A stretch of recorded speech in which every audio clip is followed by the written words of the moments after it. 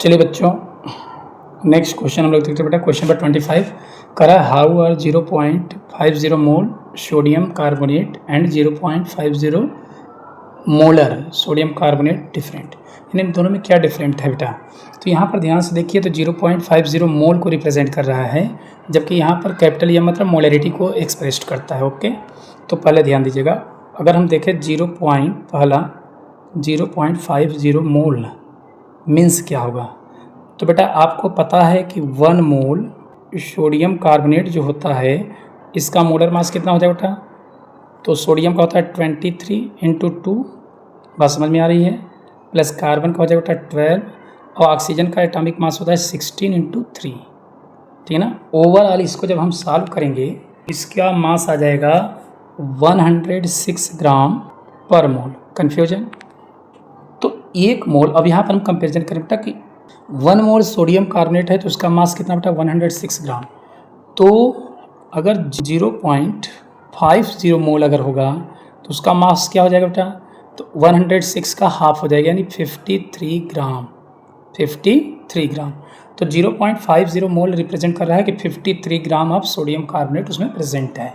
Okay, अब देखिए 0.50 capital M जो है it is the units of molarity. अब मोलरिटी आपको पता होगा बेटा कि मोलरिटी जो होता है number of moles upon volume of solution. इसका फार्मूला क्या होता है मोलरिटी का, number of moles of solute volume of solution in litre, ठीक है ना। अगर कह दिया जाए कि मोलरिटी 0.50 है, ठीक है ना, तो NB और वॉल्यूम पर लीटर में है बेटा तो 1 लीटर है, इसका मतलब NB कितने हो जाएंगे, NB हो जाएगा 0.50, ठीक है ना। इसका मीनिंग हम कह सकते बेटा कि 0.50 mole of sodium carbonate is present in 1 litre of the solution, ठीक है ना। या 0.50 का मास कितना था बेटा 53 ग्राम, तो हम ये भी कह सकते हैं कि 53 gram sodium carbonate is present in 1 litre volume of the solution. Okay, तो ये हो जाएगा, यानी दोनों में क्या अंतर बेटा, ये बता रहा है 0.50 मोल बता रहा है कि 53 ग्राम सोडियम कार्बोनेट के प्रेजेंट हैं, जबकि 0.50 मोलर जो बता रहा है ये रिप्रेजेंट कर रहा है कि 1 लीटर सॉल्यूशन में सोडियम कार्बोनेट के 0.50 मोल प्रेजेंट हैं। ओके, चलिए नेक्स्ट देखते हैं बेटा। क्वेश्चन नंबर 26 कह रहा है if 10 volumes of dihydrogen gas react with 5 volume of dioxygen gas, how many volumes of water vapour would be produced. यानी कहने का सेंस बेटा कि यहाँ कह रहा है डाई हाइड्रोजन को बेटा कितना लिया गया, 5 वॉल्यूम ले लिया गया। वॉल्यूम मतलब यहाँ पर मोल कह सकते हैं। डाई हाइड्रोजन कितना लिया, 10 वॉल्यूम लिया है, 5 वॉल्यूम डाई ऑक्सीजन। तो चलिए हम रिएक्शन कराते हैं पहले, H2 + O2 2 गिव्स H2O, ठीक है ना। यहाँ पर अगर हम देखें तो इसको बैलेंस कर देंगे बेटा, तो यहाँ पर आ जाएगा half mole of O2, balance हो गया, वाटर वेपर बन रही है बेटा। यहाँ कितना मोल हमने हाइड्रोजन लिया, 1 मोल। ऑक्सीजन कितना लिया बेटा, हाफ मोल। बड़े ध्यान समझिएगा क्योंकि आधा मोल लिया गया है, तो रिएक्शन करके कितना मोल वाटर देता बेटा, 1 मोल, ठीक है ना। तो जब 1 मोल हाइड्रोजन रिएक्ट करता है तो 1 मोल वाटर देता है, तो यहाँ पर अगर वॉल्यूम मतलब मोल ही है बेटा, ठीक है ना। अगर मैं 10 वॉल्यूम कर दूँ, ठीक है ना, तो 10 वॉल्यूम मतलब 10 मोल कर दूँ तो बताइए ऑक्सीजन कितना यूज होगा बेटा, तो इसका हाफ ही होता है, इट मीन्स 5 वॉल्यूम ये हो जाएगा ऑक्सीजन, तो 5 वॉल्यूम लिया भी है। देखिए ऑक्सीजन को कितना लिया बेटा, 5 वॉल्यूम ले लिया है, ठीक है ना।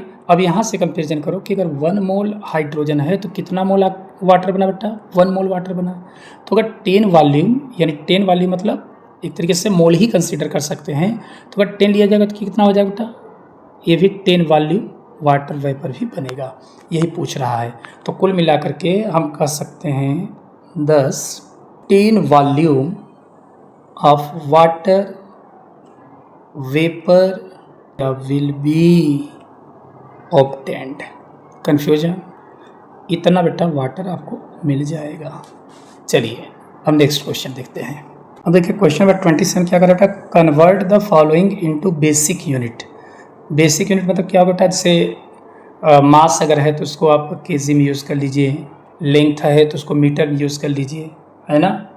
इस तरीके से, तो बेसिक यूनिट यानी एसआई यूनिट में आपको कन्वर्ट करना है। तो पहला क्या करा है 28.7 पिकोमीटर, पी मतलब पिकोमीटर, ठीक है ना। तो बेटा आपको पता है कि 1 पिकोमीटर जो होता है that is equals to 10⁻⁻12 metre. एक पिकोमीटर कितने के बराबर होता है बेटा? 10⁻⁻12 पिकोमीटर के।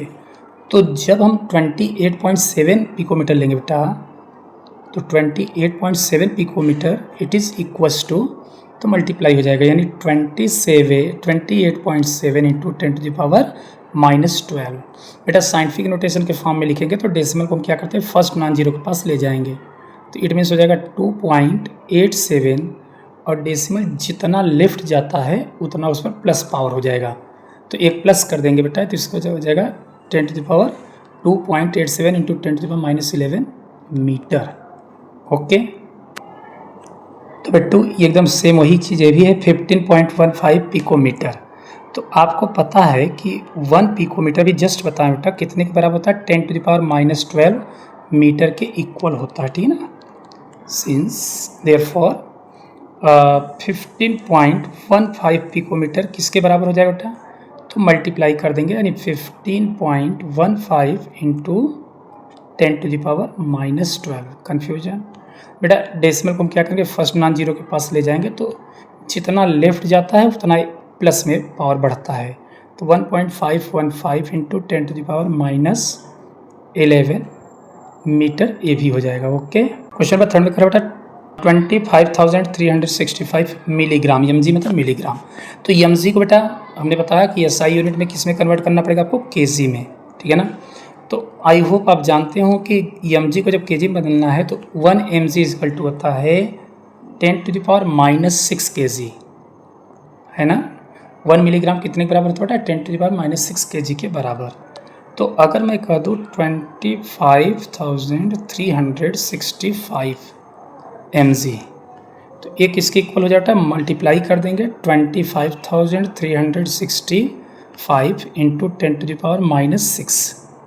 तब आपको तरीका बताया था रामपाल, यानी रा से राइट, जितना राइट जाएगा डेसिमल उतना माइनस होता है, पाल मतलब पी से प्लस, यल से लेफ्ट।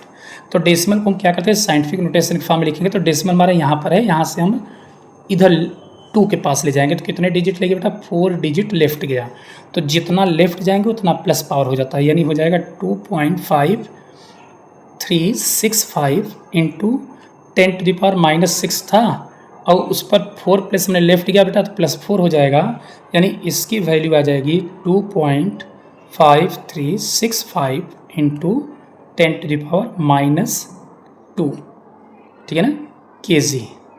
तो कुल मिलाकर बेटा एक कन्वर्ट हो गया केसी में। ओके, तो आई होप समझ लिए होंगे। देखिए बेटा, अगर वीडियो अच्छा लग रहा है, आपके लिए मेहनत किया जा रहा है, तो लाइक, सब्सक्राइब, शेयर और एक प्यारा प्यारा कमेंट किया कीजिए, वही एक तरीके से आप लोगों का हमारे प्रति स्नेह या आशीर्वाद होता है। ओके, चलिए आगे हम लोग देखेंगे फिर नेक्स्ट। 28 में क्या करें, which one of the following will have the largest number of atoms, यानी इसमें से किसके पास लार्जेस्ट नंबर ऑफ एटम्स हैं। तो देखिए एटम या मॉलिक्यूल्स पता करना है बेटा, तो आपको पहले मोल पता करना होगा, ठीक है ना, क्योंकि आपको पता है कि 1 मोल में कितने एटम होते हैं बेटा, Na एवोगैड्रो नंबर या इसकी वैल्यू होती है 6.022 इंटू 10⁻23 मॉलिक्यूल्स और एटम्स होते हैं, ठीक है ना, एवोगैड्रो नंबर के बराबर होगा। तो देखिए सबसे पहले मोल पता करना होगा, तो हम पहला देखिए क्वेश्चन देखें, तो मोल का फार्मूला क्या होता है बेटा, या mass of substance, given mass of substance upon molar mass या एटॉमिक मास ऑफ सब्सटेंस, जो भी दिया हुआ है। तो अब देखिए 1 ग्राम गोल्ड की अगर हम बात करें तो मास कितना होगा बेटा, उसका वेट 1, गोल्ड का एटॉमिक मास होता है बेटा 197। देखिए इसको जब कैलकुलेट करेंगे तो इसकी वैल्यू आ जाएगी 0.005 मोल के अप्रॉक्स आएगी, ठीक है ना। तो अब मोल को बेटा जब हम एटम में कन्वर्ट करेंगे तो आपको बताया था कि 1 मोल में कितने एटम्स होते बेटा, इतने 6.02 एवोगैड्रो नंबर के इक्वल।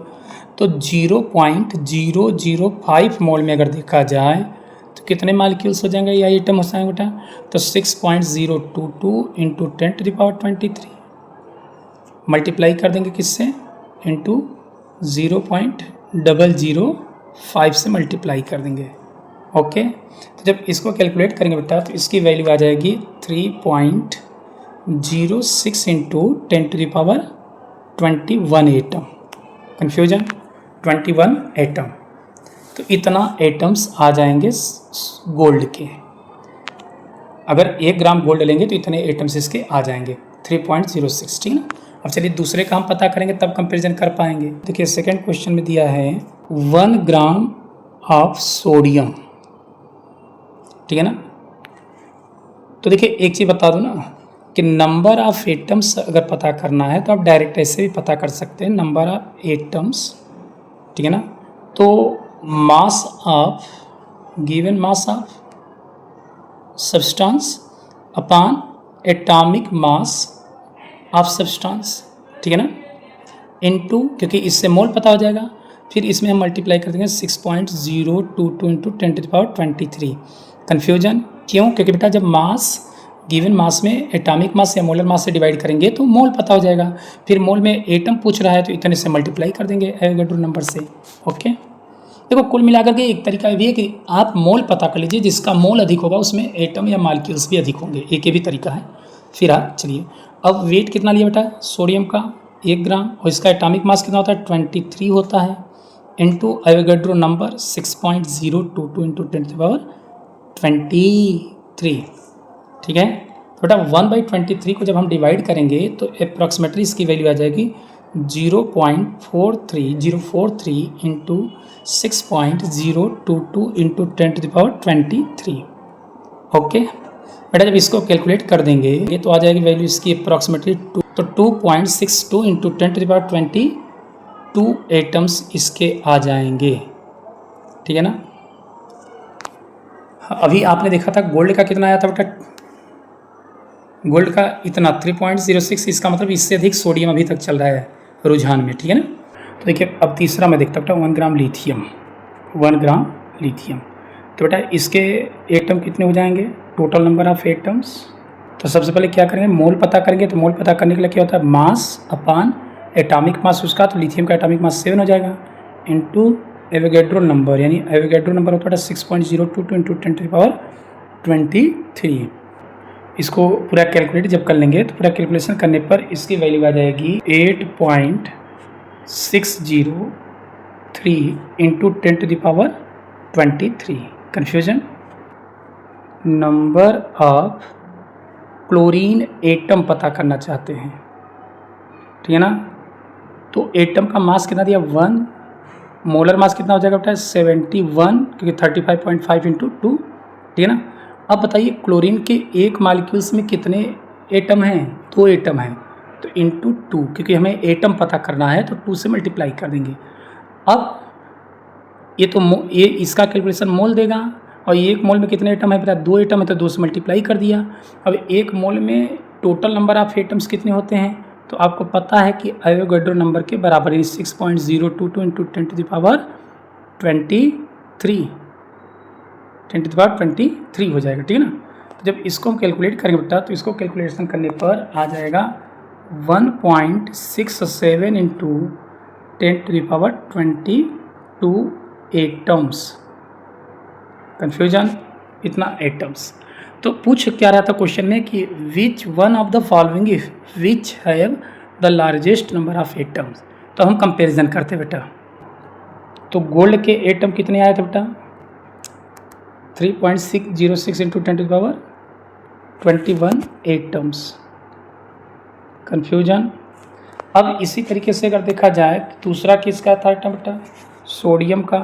तो सोडियम के कितने एटम्स आए थे बेटू 2.62 इंटू 10⁻22 एटम्स इसके आए थे। अब इसी तरीके से बेटा अगर देखा जाए तो थर्ड किसका था, थर्ड था लिथियम का ना। तो लिथियम के कितने आए थे 8.603 इंटू 10⁻22 एटम्स इसके आ गए थे। Any problem. फिर लास्ट में दिया था बेटा Cl2 है ना। तो क्लोरीन के कितने एटम्स आए थे, तो 1.696 के करीब इंटू 10⁻22 एटम्स इसके थे। कन्फ्यूजन। अब पूछ रहा था कि बताइए यहाँ पर किसके नंबर ऑफ एटम्स सबसे हाईएस्ट होंगे। तो देखिए यहाँ 3.06 हो गया, यहाँ 2 पॉइंट ऑलरेडी इनमें देखा जाए तो ये ज़्यादा हो गया बेटा। अब 10⁻22 वाले तीनों टर्म है, तो इन तीनों में सबसे अधिक किसका बेटा, लिथियम का सबसे अधिक होगा, देख लीजिए, ठीक है ना। तो लिथियम के पास सबसे अधिक एटम्स होंगे। Therefore 1 gram lithium has maximum number of atoms. इसके पास क्या हो जाए बेटा, लिथियम के पास सबसे ज़्यादा होगा। ओके।